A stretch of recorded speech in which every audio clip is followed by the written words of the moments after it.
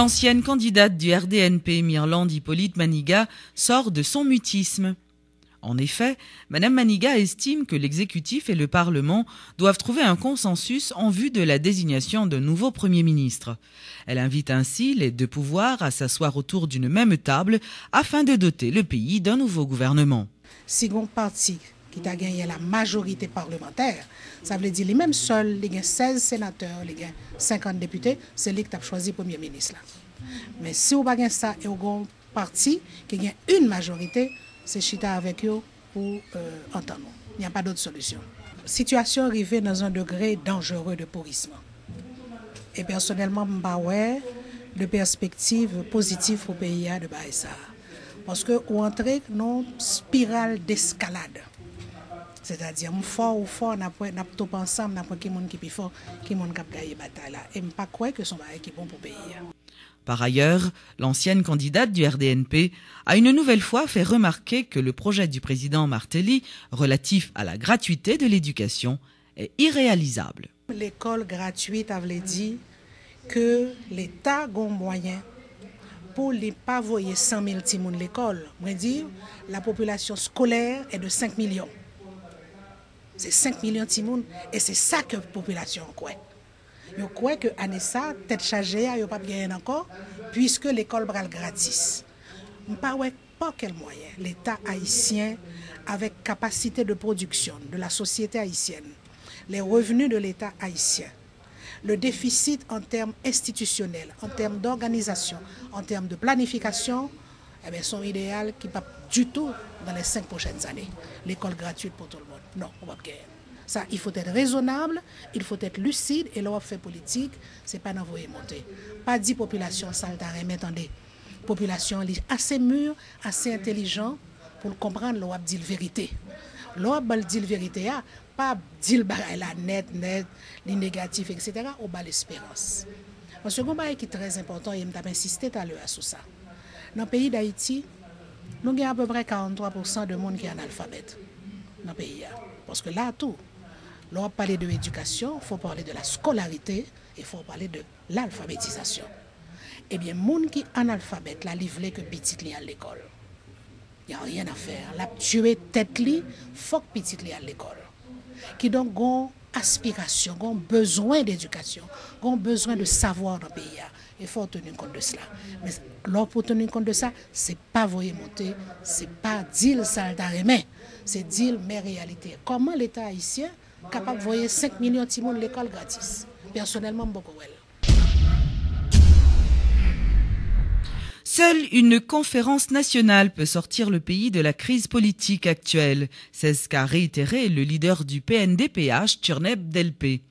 Monsieur Delpé, qui s'est toujours présenté comme un promoteur de dialogue national, affirme que les différents acteurs doivent engager des discussions avec tous les secteurs de la vie nationale dans le but de doter le pays d'un nouveau gouvernement. Nous avons constaté que deux instances pour qu'on voulait montrer à la hauteur président, pour comprendre comment pour mettre tête ensemble et inviter différents secteurs dans le pays pour te faire une première réflexion pour qui côté ensemble nous mener back pays. Parce que je ne dis réalité Haïti à vivre là. Pas aucun président pour contre lui, aucun parlement pour contre lui, aucun parti politique pour contre lui qui est capable de penser, capable de retirer Haïti là.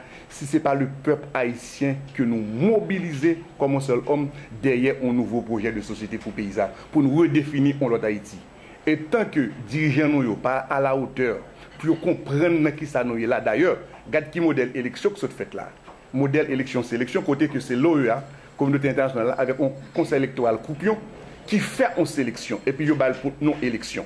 Donc, ça seulement, tu dois faire appel à conscience nationale nous pour nous dire pays arrivé trop bas, nous pas qu'à quitter arrivé plus bas encore, en nous-mêmes tout haïtiens, nous joignons au moyen que nous chita pour nous garder comment nous capables éviter pays à non avenir qui pas trop lointain, modèle situation ça la vivre journée jeudi.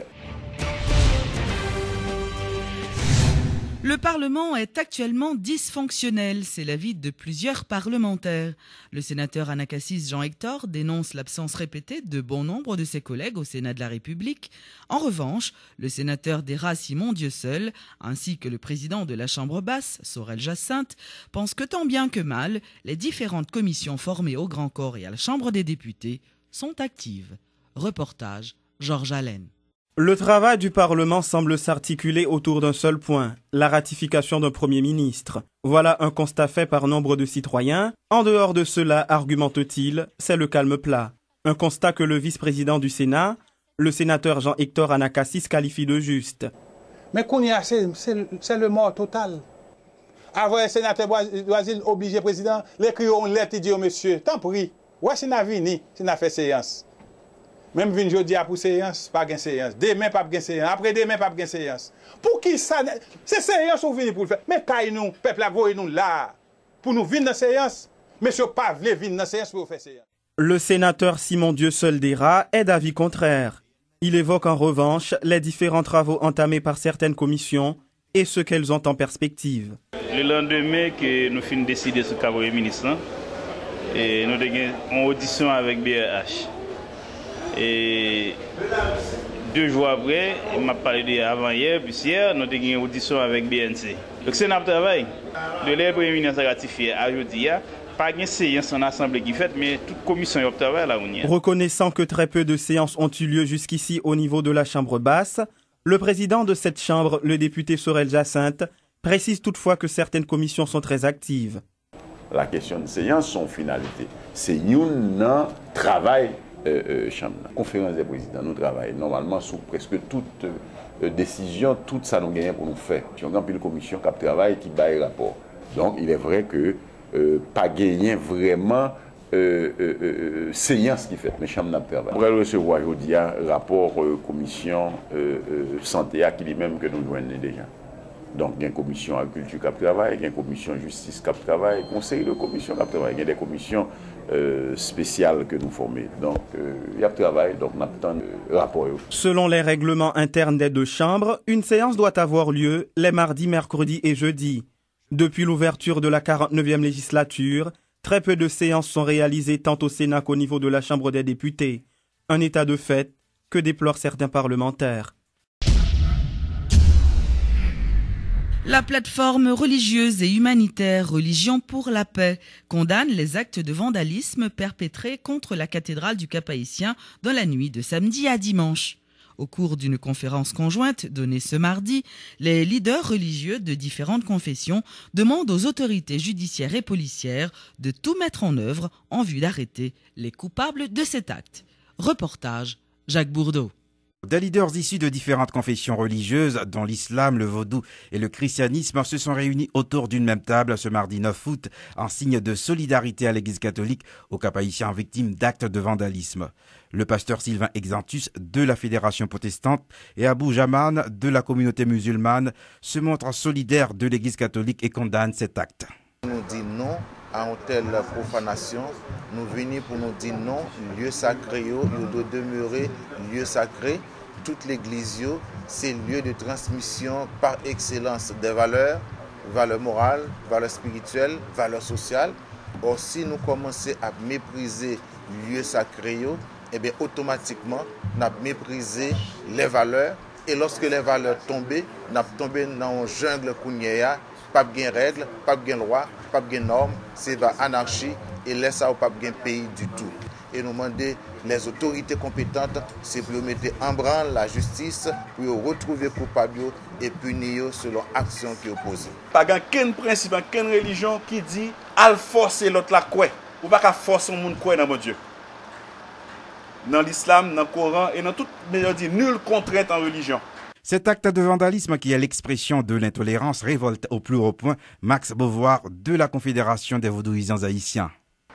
Nous ne pouvons pas arrêter indifférents devant tel fait. C'est pour nous actifs. C'est pour nous porter la main forte. By PNH. Aider dans le travail là. Afin que nous retrouvions Mounsayo qui sont délinquants. Mounsayo qui pas mérité vraiment que le monde parle de eux, mais que nous perdions quelque côté dans quelques prisons nationales.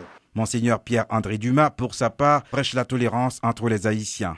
Ça qui arrive au Cap haïtien, la non-religion pour la paix nous dit que bagay ça va jamais répéter dans le pays nous encore, que aucun monde pas autorisé au nom de la foi pour le dire c'est plus bon, pas plus bon, l'autre pas bon et li pral agir. C'est peut-être ça n'a dit respecter monde, respecter lieu sacré, respecter bon Dieu, respecter la foi, respecter communauté, chercher chemin de la convivialité du vivre ensemble.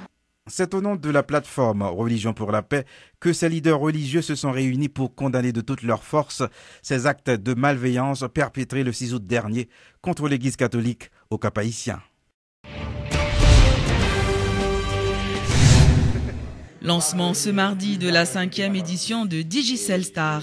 Selon les responsables de la compagnie de téléphonie mobile, cette édition sera tout à fait spéciale car elle aura de nombreuses nouveautés. Ce grand concours national, qui a pour objectif de rechercher de jeunes et talentueux artistes, a été initié par la Digicel en 2007.